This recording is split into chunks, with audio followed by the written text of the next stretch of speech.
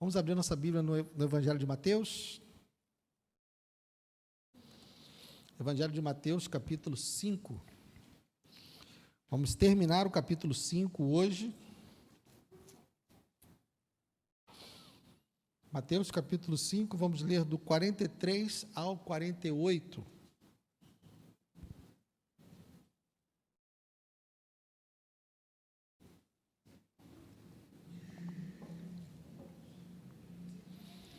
Mateus, capítulo 5, do 43 ao 48.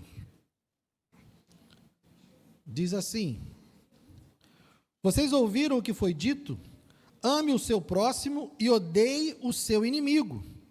Eu, porém, lhes digo, amem os seus inimigos e orem pelos que perseguem vocês, para demonstrarem que são filhos do Pai de vocês, que está nos céus. Porque ele faz o sol nascer sobre maus e bons, e vir chuvas sobre justos e injustos. Porque se vocês amam aquele que os amam, que recompensa terão? Os publicanos também não fazem o mesmo? E se saudarem somente os seus irmãos, o que é que estão fazendo demais? Os gentios também não fazem o mesmo? Portanto, sejam perfeitos, como é perfeito o Pai de vocês, que está no céu. Pai amado, obrigado, Deus, pela tua palavra. Socorre-nos nessa noite, ó Deus, e que teu Espírito esteja sobre nós, para podermos aprender de ti, para podermos ser alimentados por ti e pela tua palavra. Não permita, ó Deus, que as minhas incapacidades, que as minhas imperfeições sejam um obstáculo, Senhor, para que a tua igreja seja alimentada nessa noite. Anula-me, ó Deus, e fala. Apesar de mim, eu te peço e te agradeço em nome de Jesus. Amém. Pode sentar, queridos.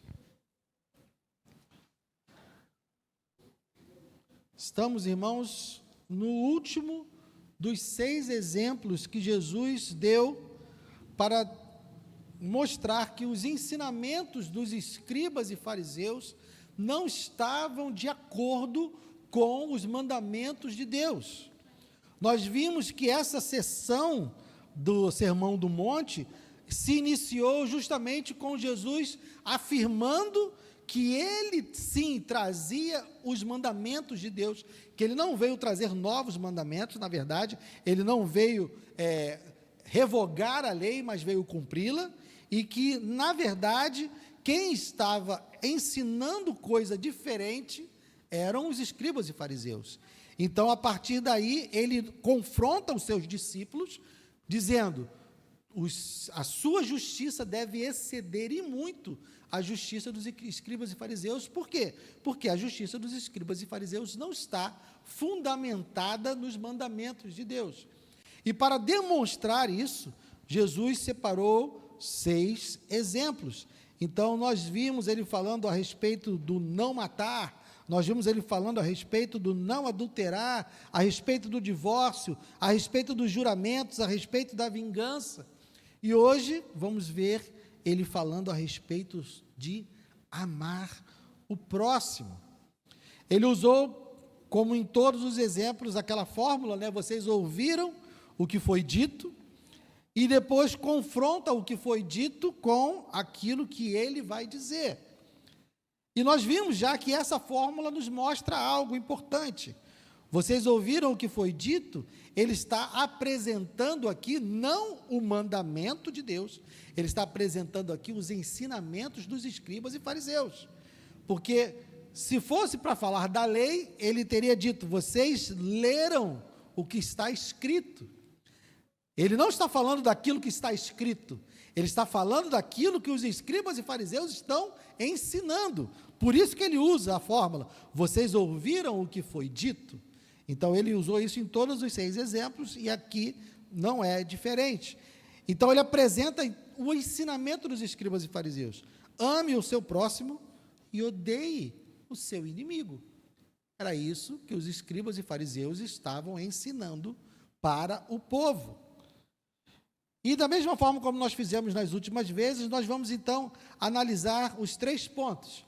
O que a lei diz, primeiro ponto, o que a lei diz. O segundo ponto, o que os escribas e fariseus ensinavam. E o terceiro ponto, a aplicação de Jesus, da lei, para que nós possamos entender essa confrontação, né, esse contraste que há entre os ensinamentos dos escribas e fariseus e o verdadeiro mandamento de Deus que Jesus traz. Então, a primeira coisa seria, o que a lei diz? Mas a pergunta, a lei diz para odiar o seu inimigo? Nós encontramos no Antigo Testamento algum mandamento de Deus para você odiar o seu inimigo? Não.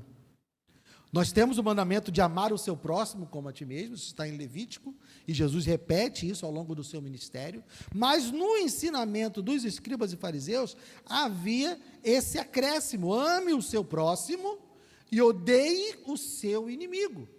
Então não há o que dizer a respeito do que está escrito na lei. Nós vimos em outras ocasiões que essa análise era pertinente. Mas embora não haja explícito, não haja um mandamento que diga para odiar o inimigo, nós podemos então buscar e entender de onde vem esse ensino dos escribas e fariseus.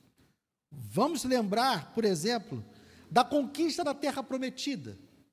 O que Deus disse para que os israelitas fizessem quando se defrontassem com os povos da terra de Canaã?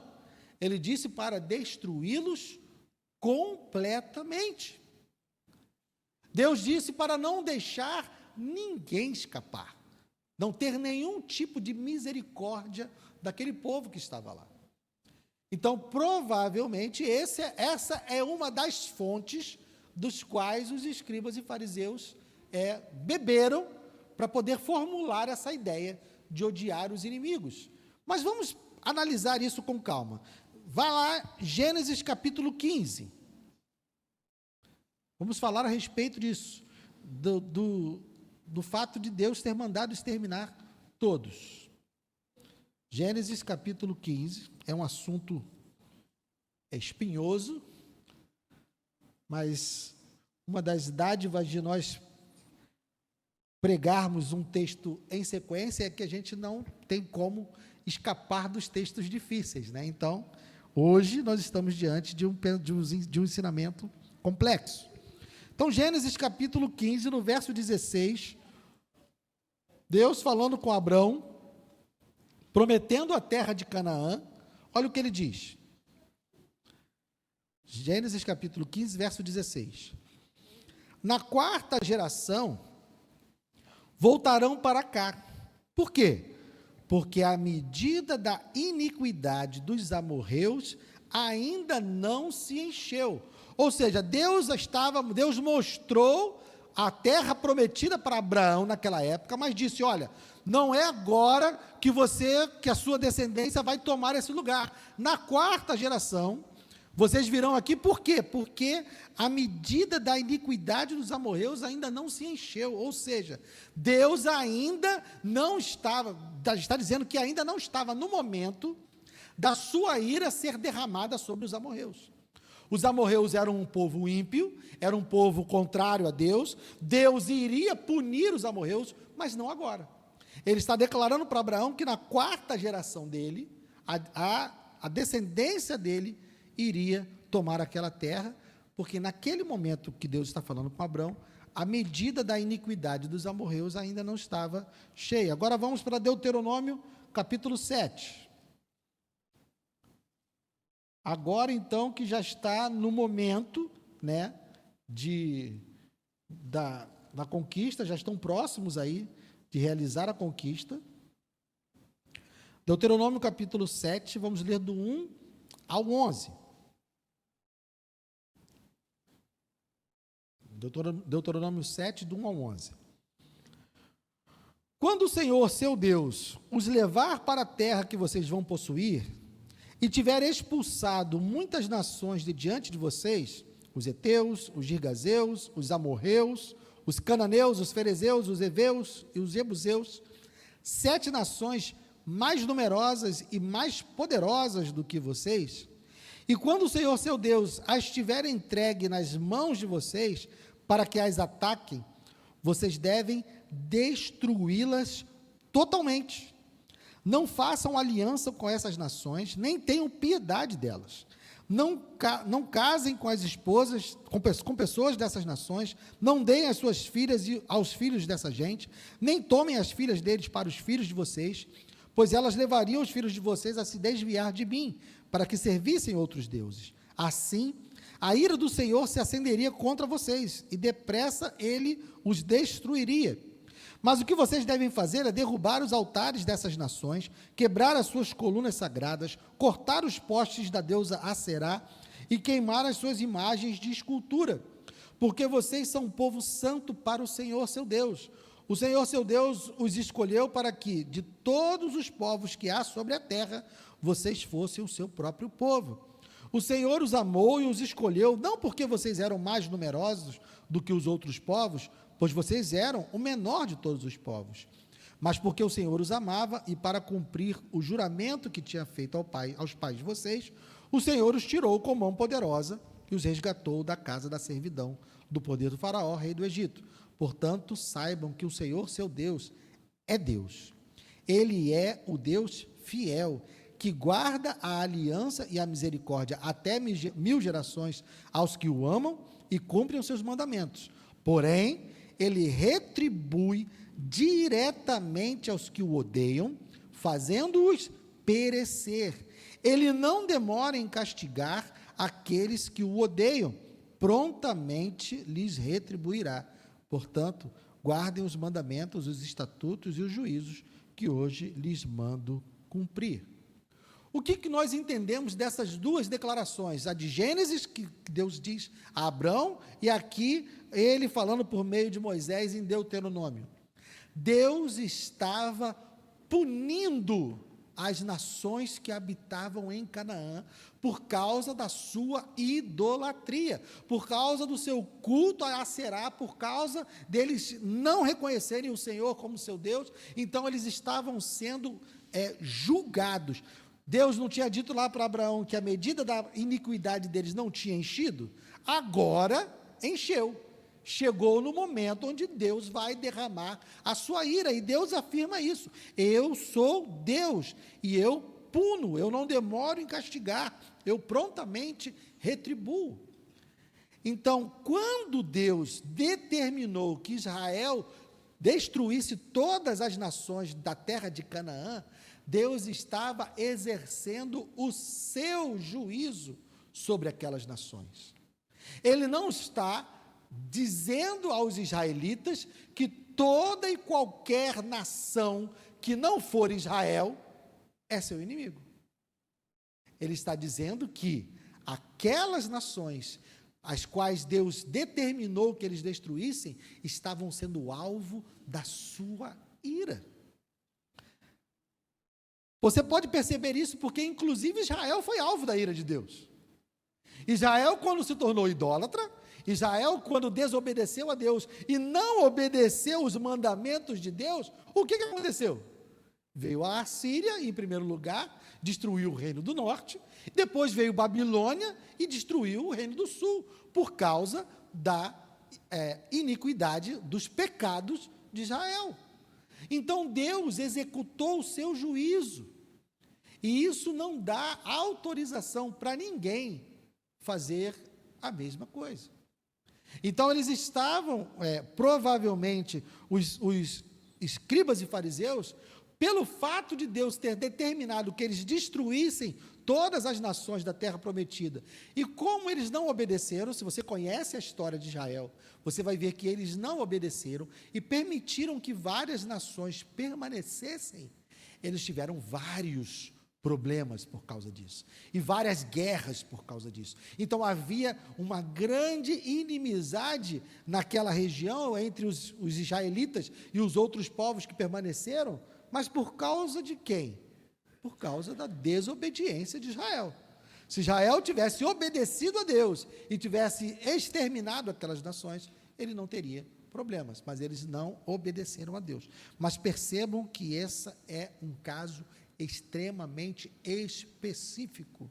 Deus estava usando Israel como instrumento de juízo sobre nações que ele queria punir, ok? Guarde isso que nós vamos meditar um pouco mais. os salmos imprecatórios, como esse salmo que nós lemos no início do culto hoje, o Salmo 137, vamos lá, Salmo 137. São chamados salmos imprecatórios, aqueles que invocam maldições contra os inimigos, que clamam a Deus para que Ele destrua os inimigos. Então, no Salmo 137, nós vimos aqui que do verso 1 ao verso 6, o salmista está lamentando o fato de estar prisioneiro em Babilônia. Ele está prisioneiro em Babilônia e ainda sofre o deboche dos seus opressores, porque eles pedem, olha, canta para nós um cântico lá de Sião, canta aí as músicas que vocês adoravam a Deus. É meio que um deboche, vocês estão presos aqui, mas eu quero ouvir vocês cantar. Fiquem alegres, eu quero ouvir vocês cantarem. E aí o salmista está extremamente indignado quando escreve esse salmo, e aí os versos de 7 a 9 são essas imprecações, né? Essas maldições. No verso 7, ele se volta para os filhos de Edom, que era uma nação vizinha, uma nação inimiga de Israel, e ele pede a Deus, Senhor, lembra-te de Edom, porque o que Edom fez? Quando Babilônia veio conquistar Israel, os edomitas ficaram, bem feito, vai lá, destrói tudo, derruba tudo. Aí o que eles falavam? Arrasem Jerusalém até os seus alicerces. E isso ficou no coração do salmista. O israelita ficou zangado com o edomita, porque ficou feliz com a sua destruição. E nos 8 e 9 ele fala contra a própria Babilônia, que foi a responsável, né, que foi aquela que os levou cativos. Filha da Babilônia, você que será destruída, feliz aquele que retribuir o mal que você nos fez. Feliz aquele que pegar os seus filhos e esmagá-los contra a pedra. Terrível, né? Mas esse era o sentimento do salmista. O salmista sentia-se assim. Mas ele se volta para Deus e coloca a sua angústia, o seu ódio, a sua raiva diante do Senhor.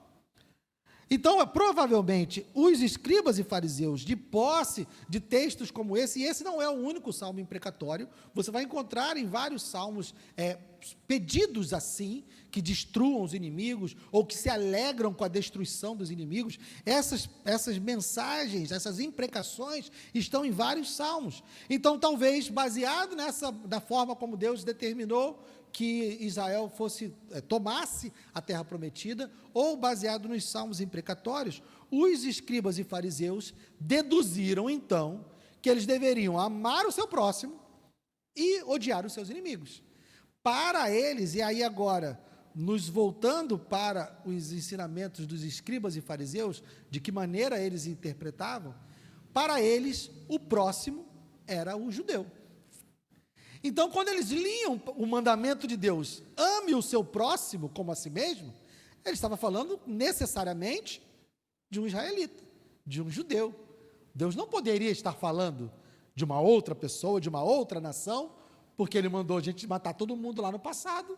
Ele tem os salmos imprecatórios aqui, onde ele pede até, inclusive, para jogar, né, os filhos contra a pedra. Então, eles analisavam o mandamento de Deus de amar o próximo como amar o seu irmão judeu, aquele que também é do povo de Deus. Então, na cabeça de um escriba e fariseu, o próximo era um judeu, o próximo era um israelita. Então, de que forma a gente lida? Guilherme, então, beleza, se os escribas e fariseus estão errados, então como a gente olha para essa ordem de Deus para matar todo mundo lá no Antigo Testamento? Como a gente olha para os salmos imprecatórios, como eu posso ler um Salmo 137 agora e no meu coração não desejar que os filhos de ninguém sejam arremessados contra a pedra? Eu já falei isso algumas vezes aqui, o que a gente precisa entender é que o Antigo Testamento lida com sombras, lida com coisas que apontam para uma realidade espiritual superior. O Antigo Testamento não fala de vida eterna, por exemplo. O Antigo Testamento não fala de uma vida para além da morte. Eles não tinham esse conceito revelado no Antigo Testamento. Então, para um israelita do Antigo Testamento, bênção eram coisas dessa vida.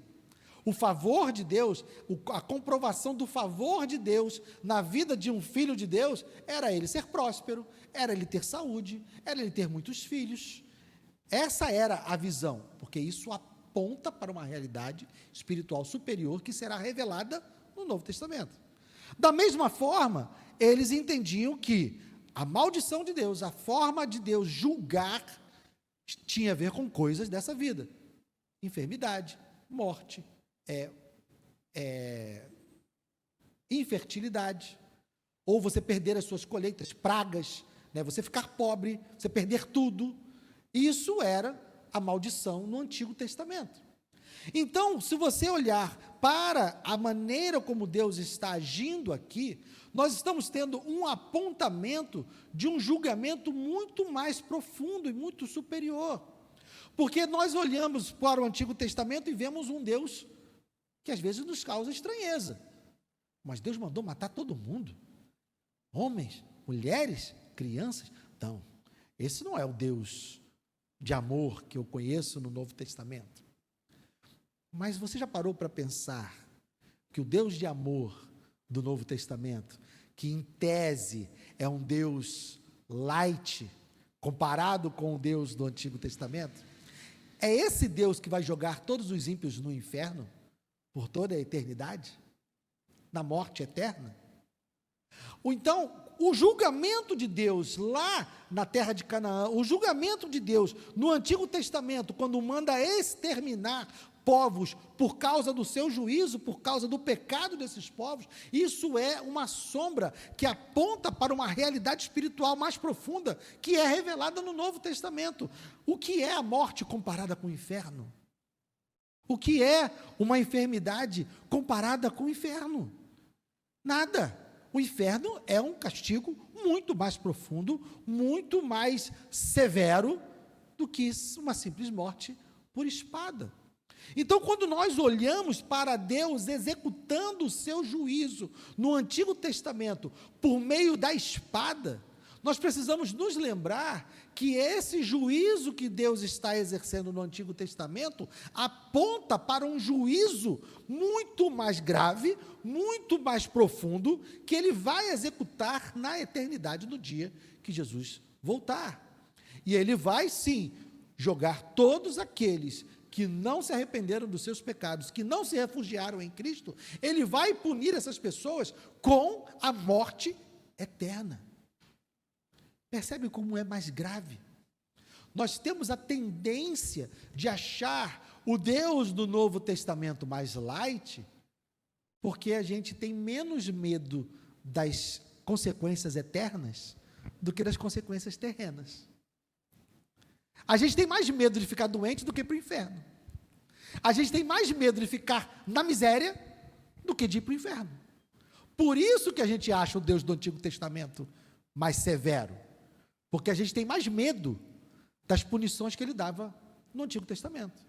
Só que, na verdade, o que Jesus nos ensina é: não temeis aquele que pode matar o corpo, mas temeis antes aquele que pode jogar tanto o corpo quanto a alma no inferno. Ninguém falou mais de inferno na Bíblia do que Jesus. Então, quando a gente olha para o Antigo Testamento e para os salmos imprecatórios, para as ordens de Deus de exterminar todos, isso é uma sombra daquilo que vai acontecer de fato no grande julgamento, quando Jesus vier em glória julgar vivos e mortos e fazer a separação daqueles que vão para a vida eterna e daqueles que vão para a morte eterna. Ficou claro isso? Então, quando olharmos para esses textos, nós precisamos entender isso. E os escribas e fariseus não tinham esse entendimento.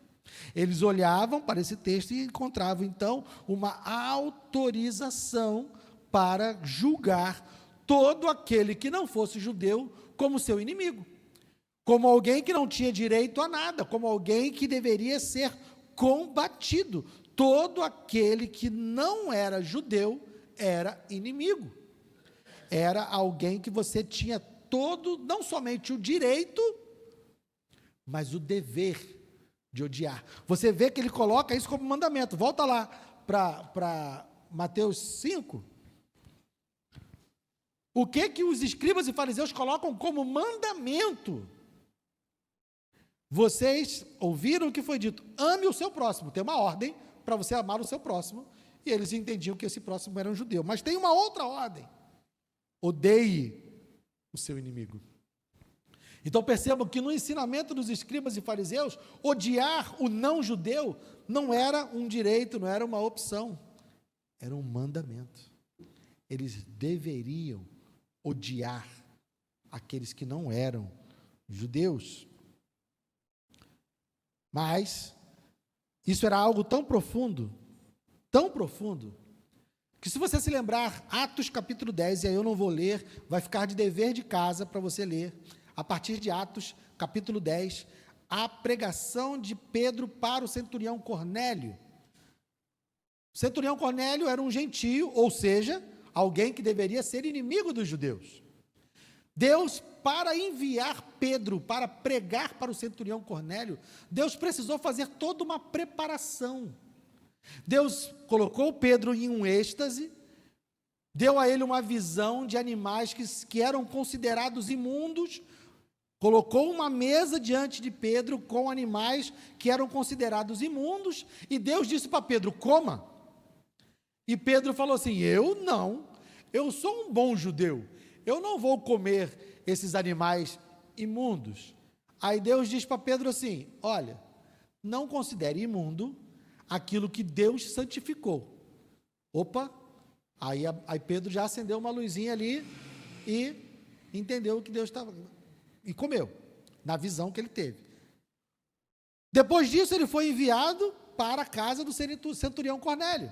Centurião Cornélio era um gentio, alguém que deveria ser inimigo de Deus. Chegou lá, o que acontece?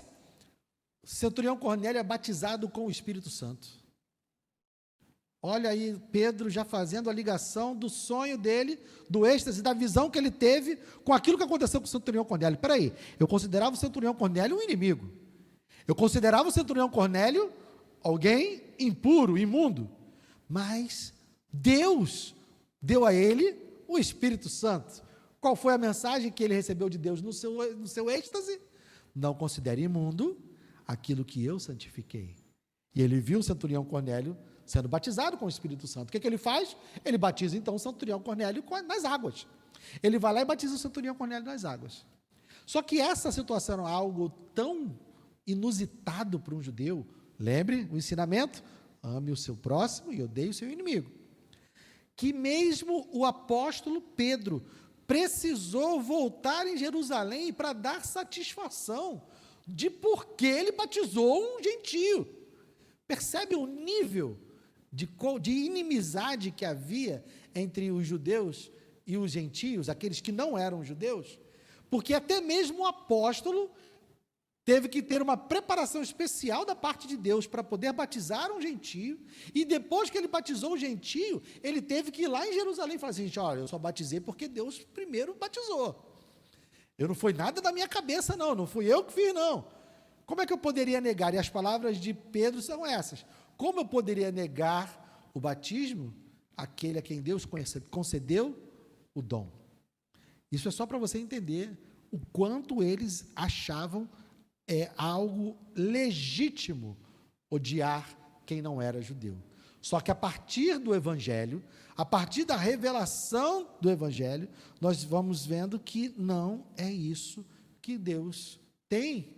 Porque ele já tinha dito lá para Abraão, e percebam que isso não é algo novo, Jesus não está trazendo algo novo. O que Deus disse para Abraão nas suas promessas? Em ti serão benditas todas as nações da terra. Em ti serão benditas todas as famílias da terra.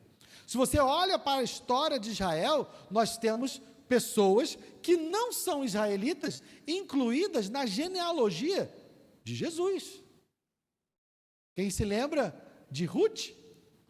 Ruth, a moabita, que foi incluída na genealogia de Jesus. Se você pensar em Raabe, aquela prostituta da cidade de Jericó, se você olhar também a genealogia de Jesus, Raabe está lá. Então você percebe que sempre houve, da parte de Deus, a intenção de trazer a salvação para todas as nações. Ele já tinha dito isso para Abraão, já tinha dado sinais disso ao longo da história de Israel, e agora ele está simplesmente tornando isso mais claro. Ele está simplesmente trazendo a revelação a uma luz maior. Então, baseado nisso, Jesus traz o seu contraponto. O ensinamento dos escribas e fariseus era: ame o seu próximo e odeie o seu inimigo. O que Jesus diz? Eu, porém, lhes digo: amem os seus inimigos e orem pelos que perseguem vocês. Se nós fizermos uma comparação com o exemplo anterior, que nós vimos na semana passada, do olho por olho, dente por dente, nós vimos na semana passada que o mandamento que Jesus está trazendo lá, no olho por olho, dente por dente, é um mandamento negativo. O que é um mandamento negativo? É um mandamento de não fazer. Então, no ensinamento anterior, o que Jesus estava dizendo é que nós não devemos revidar ofensas pessoais. Ele compara isso com o ensinamento dos escribas e fariseus, do olho por olho, dente por dente, e eu não vou entrar em detalhes aqui. Se você perdeu a da semana passada, vá no nosso aplicativo, vá no YouTube e veja a pregação da semana passada. Mas houve no exemplo anterior um mandamento negativo, o mandamento do que não fazer, ou seja, um cristão, um discípulo de Cristo, uma pessoa que nasceu de novo, uma pessoa que manifesta as bem-aventuranças, essa pessoa não deve revidar as ofensas pessoais. Agora, nesse exemplo, Jesus está trazendo um mandamento positivo, ou seja, algo que nós devemos fazer. Então, é mais profundo, porque não basta nós não revidarmos as ofensas e as injustiças que nós recebemos. Nós devemos amar aqueles que trazem as ofensas e aqueles que trazem as injustiças. Amem os seus inimigos e orem por eles. Percebam que Jesus está aqui aumentando o escopo de quem é o próximo. Porque se o mandamento é amar o próximo, e Jesus está dizendo, eu também lhes digo, ame o seu inimigo, ele está dizendo, olha, o inimigo também é o próximo. Lembra-se da parábola do bom samaritano? Também outro dever de casa. Você vai ser aqui tendo que ler Atos 10, dever de casa, e agora outro dever de casa, a parábola do bom samaritano. Quando Jesus faz a parábola do bom samaritano, lembra por que ele começa a parábola? Porque o escriba lá pergunta para ele, tá bom, Jesus, então quem é o meu próximo? Porque ele quer uma resposta de Jesus de quem é o próximo. Aí como é que Jesus responde? Contando a parábola do bom samaritano. E ele conta a parábola, quando chega no final, ele pergunta então para aquele estudioso da lei, quem é o próximo? Aí o estudioso da lei, que odeia com todas as suas forças os samaritanos, ele nem diz é o samaritano, ele responde assim, é aquele que usou de misericórdia, porque ele não quer nem falar a palavra samaritano, mas Jesus apresenta a parábola de uma forma que ele é obrigado a responder que o próximo é o samaritano. Então Jesus está trazendo aqui para os seus discípulos, ao contrário daquilo que os escribas e fariseus ensinavam, ele está dizendo, olha, o próximo é inclusive o seu inimigo. O próximo não é somente o judeu, o próximo é aquele que te ofende, aquele que te persegue. Ele é o próximo e você deve amá-lo. E por que nós devemos amá-lo? Verso 45, para demonstrarem que são filhos do Pai de vocês que está nos céus. Se nós somos discípulos de Cristo, se nós nascemos de novo, se nós somos filhos de Deus, nós devemos amar os nossos inimigos. Por quê? Porque o exemplo vem do nosso próprio Pai. Por quê? Porque o nosso Pai, esse Pai que está nos céus, ele faz o seu sol nascer sobre maus e bons e vir chuvas sobre justos e injustos. O mundo em que nós vivemos não é um mundo perfeito, é um mundo completamente contaminado pelo pecado. A corrupção do pecado está no mundo, mas, graciosamente, Deus traz o sol, a chuva. Não é somente a colheita dos crentes que prospera, não é somente o trabalho dos crentes que prospera, não é somente a ciência dos crentes que prospera. Deus, na sua graça comum, Ele manifesta o seu amor, a sua bondade a todos indistintamente. Haverá o dia em que Ele vai julgar e separar os bodes das ovelhas, separar aqueles que vão para o céu e aqueles que vão para o inferno. Haverá. Mas hoje, no tempo em que vivemos, hoje, Deus está derramando as suas bênçãos sobre bons e maus, sobre justos e injustos. Lembram que o julgamento que acontece lá na terra de Canaã é um julgamento divino. Deus está julgando as nações de Canaã, e Israel é simplesmente um instrumento de Deus, mas quem está jogando o juízo é Deus. Então, quem julga, quem condena é Deus. E nós não temos nenhum mandamento dizendo: Igreja de Cristo, avance sobre a terra, destruindo todos os ímpios. Alguém diz isso para nós? Jesus nos ensina isso, a destruirmos, a conquistarmos, a subjugarmos os pecadores? Não. Como Deus trata os pecadores hoje, Ele faz nascer o seu sol sobre eles, faz cair as chuvas sobre eles, as suas colheitas prosperam, o seu trabalho prospera, a sua ciência prospera. Então, se nós queremos demonstrar que somos filhos de Deus, nós devemos amar os nossos inimigos, porque Deus derrama da sua graça e do seu amor sobre todas as pessoas nesse mundo hoje. É isso que Ele está fazendo.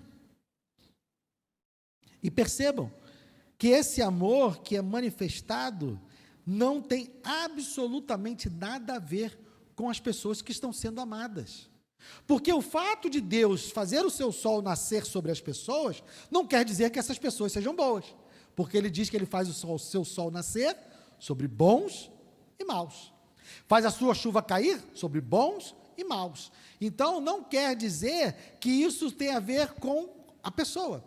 Então, o nosso amor, se nós somos filhos de Deus e queremos demonstrar isso, o nosso amor aos nossos inimigos não nasce neles. Esse amor nasce em nós, independente deles. É algo que não está condicionado, é algo que não depende da pessoa, de como ela age, o que ela faz, é algo que brota da nossa natureza como filhos de Deus, como pessoas que nasceram de novo, como pessoas que carregam o Espírito de Deus, que tiveram seu coração de pedra trocado por um coração de carne. Esse amor está em nós, a fonte desse amor é Deus. Ou você acha que Deus ama você porque você é diferente? Ou porque Ele olhou para você e encontrou em você algo especial, que faz Ele amar você e não os outros? Não, gente. O amor de Deus por nós, homens e mulheres pecadores, nasce nele, porque Deus é amor, nasce nele. Ele é a razão de nós sermos amados, e Ele é a razão de nós amarmos os nossos inimigos. Então não está nas pessoas, não depende das pessoas, é algo que nós devemos fazer indistintamente, da mesma forma que Ele faz o seu sol nascer sobre os justos e injustos, sobre bons e maus. O amor de Deus que está em nós, nós devemos amar a todos indistintamente. Essa é a oposição do ensinamento de Jesus com os ensinamentos dos escribas e fariseus, e é dessa forma que Deus sempre demonstrou a sua intenção, desde as suas promessas a Abraão. Então nós devemos olhar com os olhos de Deus, olhar para aqueles que nos perseguem, olhar para aqueles que odeiam a fé cristã, aqueles que perseguem a fé cristã, aqueles que odeiam a Deus, que odeiam a Cristo, olhar para essas pessoas e enxergar neles pessoas que ainda estão escravizadas pelo pecado. Um olhar de compaixão, sabe por quê? Porque nós éramos exatamente desse jeito. Talvez agora, talvez ao longo da sua, dependendo do tempo de caminhada que você tenha, talvez esse passado esteja tão distante que você pense, não, Guilherme, eu não era assim. Eu não era alguém que odiava Deus, eu não era alguém... Gente, Romanos capítulo 3, todos pecaram e carecem da glória de Deus. Não há um justo, nenhum sequer. Esses somos nós, ou éramos nós, antes de Deus intervir. Então, nós devemos olhar para eles com compaixão. Voltando às bem-aventuranças, lá do início do Sermão do Monte, bem-aventurados os misericordiosos, porque nós, como pessoas pobres em espíritos, que choram pela sua condição espiritual, pela sua falência espiritual, que são mansos, que têm fome e sede de justiça, também são misericordiosos, porque entendem que todo aquele que vive nesse mundo hoje, sem Cristo, é escravo do pecado, e devem ser alvo da nossa compaixão, da mesma forma que nós um dia fomos alvo da compaixão de Deus, e Ele nos salvou e nos livrou da condenação do pecado. Então, amar é um mandamento, e não é para somente aqueles que nós gostamos, porque nós podemos confundir amor com sentimento. Quem já esteve apaixonado aqui sabe o que é, né? Não é algo que brota da racionalidade. Você encontra com aquela pessoa que você está apaixonado, o seu coração dispara, as suas mãos começam a ficar frias e com suor, né? Isso é um sentimento, é algo que brota daqui, e você não é algo racional apenas. Mas o amor que Deus que manda com que nós amemos, é um amor de atitudes, é um mandamento, então não tem a ver com sentimentos. Demonstrar amor bíblico não é ter o coração palpitando e as mãos suadas. Demonstrar um amor bíblico é apresentar graça, misericórdia, compaixão a toda e qualquer pessoa, até mesmo aquela que nós naturalmente não gostamos. O nosso sentimento pode ser um sentimento de aversão. Nós podemos ter um sentimento de olhar para uma pessoa, de conviver com uma pessoa e falar, mas essa pessoa é muito difícil. Mas essa pessoa é isso, essa pessoa é aquilo. Esse é o nosso sentimento. Mas qual deve ser a nossa atitude? Amar essa pessoa, apesar dos nossos sentimentos. Nós devemos agir com amor, demonstrar amor. Isso não é falsidade, não é fingir que gosta, é amar apesar de não gostar. Percebem a diferença? Mesmo que os nossos sentimentos sejam contrários a alguém, eu devo me aproximar dessa pessoa com amor, um amor ativo e incondicional, porque, como já dissemos, o amor não depende dele, o amor, a fonte desse amor é Deus, a fonte desse amor está em nós, e esse amor se move na direção de todas as pessoas. Então, é ação. Nós não devemos estar com os olhos colocados no próximo. Não tem a ver com quem ele é, tem a ver com quem nós somos. Tem a ver com a nossa natureza, com a nossa nova natureza vinda do alto, dada por Deus, pelo Espírito de Deus. Vamos avançar, versos 46 e 47. Porque se vocês amam aqueles que os amam, que recompensa terão? Os publicanos não fazem o mesmo? E se saudarem somente os seus irmãos, o que é que estão fazendo demais? Os gentios também não fazem o mesmo. Então, percebam, os escribas e fariseus, eles julgavam ter um alto padrão de moral. Eles julgavam que tinham uma vida completamente da justiça de Deus. Eles se achavam justos. Mas o que Jesus está falando aqui é de algo, de uma justiça muito mais profunda, que excede em muito a justiça dos escribas e fariseus. Ele está aqui, nessas frases, além de ser aquilo que salta aos olhos, né? Ele está dizendo, olha, o próximo não é só o judeu. Isso aqui é o que salta logo aos olhos, né? Porque se vocês amam aqueles que os amam, que recompensa terão. Ou seja, se o próximo for um judeu, alguém que você gosta, não tem diferença nenhuma. Os publicanos também fazem isso. Se saudarem somente seus irmãos, não estão fazendo nada demais, porque os gentios também fazem isso. Mas, se nós olharmos com um pouco mais de cuidado para essas duas declarações de Jesus, nós vamos tirar aqui dois princípios. Qual é o primeiro princípio? O cristão é alguém totalmente diferente. O cristão faz aquilo que ninguém faz. Porque Jesus está dizendo o seguinte, olha, se você fizer aquilo que os publicanos também fazem, se você fizer aquilo que os gentios também fazem, o que você está fazendo demais? Nada. Absolutamente nada. Mas se nós nascemos do alto, se nós somos agora criaturas completamente diferentes, porque a palavra apresenta a conversão como um novo nascimento. A palavra de Deus apresenta a conversão como a troca de um coração. Então, nós somos hoje novas criaturas, nascidas do alto, nós não somos mais iguais.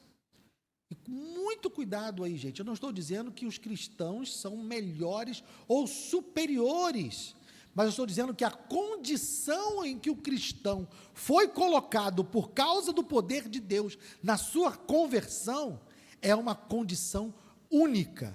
Não existe nenhum outro ser humano na terra que, se não tiver nascido de novo, carregue as características de Deus, carregue as características de Cristo. Somente aqueles que nasceram de novo carregam as características do céu, do alto, e são completamente diferentes de qualquer outra criatura nesse mundo. Então Jesus está nos dizendo isso, nós como cristãos, de maneira sobrenatural, devemos fazer aquilo que ninguém mais faria, aquilo que surpreende a todos. Então o nosso amor, o amar os inimigos, o orar pelos aqueles que nos perseguem, tem que ser algo surpreendente, algo que brota do sobrenatural. Nós devemos agir de uma maneira completamente destacada. E quem olhar para nós vai dizer, meu Deus, esses são malucos. Ele está orando pelo seu perseguidor. Ele está amando ativamente, indo na direção dos seus inimigos, agindo ativamente com amor. É isso. Deve ser algo sobrenatural e surpreendente. Por isso que é algo que só pode ser feito por quem nasceu de novo. Porque se as minhas atitudes são completamente iguais a qualquer outro religioso, porque quem de nós aqui não conhece alguém de outra religião que seja alguém extremamente piedoso? Se você for fazer negócios com um islâmico, provavelmente você vai encontrar uma pessoa extremamente honesta, extremamente ética. Se você lidar com um muçulmano raiz, você vai lidar com uma pessoa extremamente honesta, extremamente ética. Mas isso não faz dela um filho de Deus. Não é isso que vai fazer dela alguém totalmente diferente do mundo. Então, eu ser honesto e ético é o básico. Porque várias pessoas de outras religiões, e até mesmo ateus, podem ser honestos e éticos.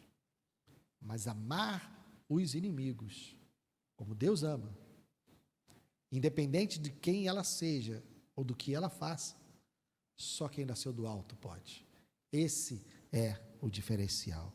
Então, esse é o primeiro princípio que Jesus está destacando aqui. O cristão é alguém totalmente diferente e faz aquilo que ninguém faz. O segundo ponto é, o cristão é semelhante ao pai e ao filho. Porque ele está dizendo, nós precisamos demonstrar, quando amamos, nós precisamos demonstrar que somos filhos do Pai, quando agimos assim. Então, isso é demonstrar a característica, né? Aquele velho ditado: está o pai, está o filho.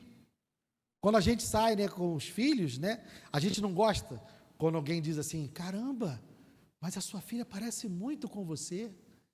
Meu Deus, o seu filho parece muito com você. A gente, como pai, não fica feliz? A gente sai na rua com os nossos filhos e alguém olha: meu Deus, mas o seu filho é igualzinho a você. Até a risada dele é igual à sua. Até o jeito dele falar parece com você. Aí a gente fica, né, todo feliz. Deus espera que nós sejamos parecidos com Ele. E quem olhar para nós vai dizer: esse é um filho de Deus. Essa é uma filha de Deus. Ele reage da mesma forma que Deus. Ele responde, ela responde da mesma forma que Deus. Isso precisa estar patente na nossa vida. Então, concluindo, nesses ensinamentos de Jesus, e ele termina então no verso 48, falando: portanto, sejam perfeitos, como é perfeito o Pai de vocês que está no céu. Esse fechamento, ele pode ser visto como um fechamento para toda essa sessão dos 6 exemplos que Jesus dá a partir do verso 21, ou seja, essa perfeição que nós devemos manifestar tem a ver com a maneira que Jesus nos mostra os mandamentos de Deus a partir do verso 21, em todos os 6 exemplos. E é correto se imaginar dessa forma. A maneira como nós não matamos, né, que é diferente da maneira como os escribas e fariseus viam o não matar, a maneira como nós não adulteramos, que é diferente da maneira como os escribas e fariseus viam o não adulterar, a maneira como nós damos ou não damos a carta de divórcio, que é diferente da maneira como os escribas e fariseus olhavam para o casamento, a maneira como nós não juramos ou não fazemos juramentos, é diferente como os escribas e fariseus faziam, a maneira como nós não retribuímos o olho por olho, dente por dente, como os escribas e fariseus faziam. Tudo isso apontam para o fato de que nós devemos ser perfeitos como o Pai é. Mas também devemos entender que esse fechamento, por estar mais próximo a esse último exemplo, também tem um distintivo aqui. Qual é o traço distintivo dessa perfeição que nós devemos ter? Essa perfeição tem a ver com amor. O traço distintivo que nos diferencia de todas as outras pessoas do mundo é o fato de nós termos um amor incondicional.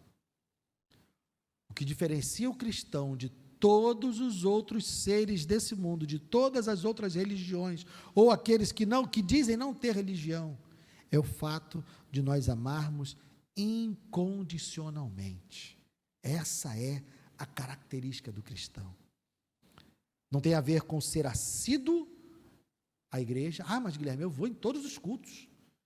Não tem a ver com quantas orações, não, mas eu oro 3 vezes de manhã, todas as vezes na refeição e 5 vezes antes de dormir. Não tem a ver com isso. Não tem a ver com jejuns. Basta nós olharmos para a parábola a história que Jesus conta do publicano e do fariseu. O fariseu sobe no templo, bate no peito e diz: que bom que eu não sou que nem esse publicano, porque eu jejuo tantas vezes por dia, eu oro tantas vezes por dia, dou o dízimo de tantas vezes por dia. E o publicano bate no peito e diz: Senhor, tem misericórdia de mim, porque sou pecador. E Jesus diz que quem foi justificado foi o publicano. Então não tem a ver com com o nosso desempenho, tem a ver com o quanto a gente ama. E concluindo, esse amor só é possível ao que está vivendo de fato uma nova vida. É impossível para alguém que não nasceu de novo amar os seus inimigos como Deus ama. É impossível. E aí nós voltamos para o início do Sermão do Monte e olhamos para as bem-aventuranças. Lembra que quando começamos essa série eu disse, Jesus primeiro está falando de quem nós devemos ser, para depois falar daquilo que nós devemos fazer, porque o fazer é uma consequência do ser. Então, para nós podermos manifestar essa perfeição, nós precisamos olhar para o nosso interior e ver quem nós somos de fato. Eu sou pobre em espírito, eu reconheço a minha falência espiritual diante de Deus, eu choro por causa dessa condição, eu sou manso e aceito qualquer ofensa dirigida a mim, porque eu entendo que sou pecador. Eu tenho fome e sede de justiça, porque eu quero ver a minha vida sendo transformada, e eu quero ser cada dia mais justo, eu quero ser cada dia mais parecido com Deus. Eu sou misericordioso, eu tenho o coração limpo. E eu sou perseguido por causa da justiça de Deus. A gente precisa avaliar, olhar para a nossa vida e ver essas bem-aventuranças. Você tem orado pelos seus inimigos? Você tem orado pelos inimigos do Evangelho? Porque nós, como igreja, temos sido convocados a uma militância, a uma guerra santa contra todos aqueles que se levantam contra o Evangelho. Mas o que Jesus está dizendo é: ame os seus inimigos e ore por aqueles que os perseguem. E é isso que nós devemos estar fazendo como discípulos de Cristo, como filhos de Deus. Amém? Vamos ficar de pé.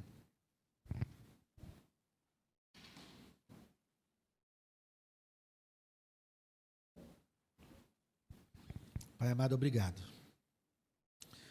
Obrigado, Deus, pela palavra que o Senhor nos deu nessa noite. Senhor, ajuda-nos a amar. Precisamos amar. Perdoa-nos, Senhor, se não temos amado. Perdoa-nos, Senhor, se não temos orado por aqueles que nos perseguem. Perdoa-nos, Senhor. Se temos sido seduzidos pelo canto daqueles que nos chamam a guerrear, que nos chamam a combater, que nos chamam a ir odiando aquele que é nosso inimigo. Perdoa-nos se temos odiado em nome do amor, porque é possível fazermos isso. Que esse ensinamento de Jesus nos revele se nós estávamos dando ouvidos aos escribas e fariseus, porque são eles que dizem: ame o seu próximo e odeie o seu inimigo. Nós queremos viver com as palavras do teu Filho, nós queremos viver com os ensinamentos do teu Filho, e ao invés de amar o próximo e odiar o inimigo, nós queremos amar os nossos inimigos e orar por aqueles que nos perseguem, porque nós queremos, Senhor, demonstrar que somos teus filhos, e o Senhor tem derramado do teu sol e das tuas chuvas sobre bons e maus, sobre justos e injustos. Nós queremos ser diferentes, totalmente diferentes. Ajuda-nos, Senhor. Obrigado por essa noite. Leva-nos em paz, Senhor, para os nossos lares. Guarda-nos, Senhor, de todo mal, e que a tua palavra fique escrita no nosso coração, em nome de Jesus. Amém e amém. Obrigado, meus irmãos.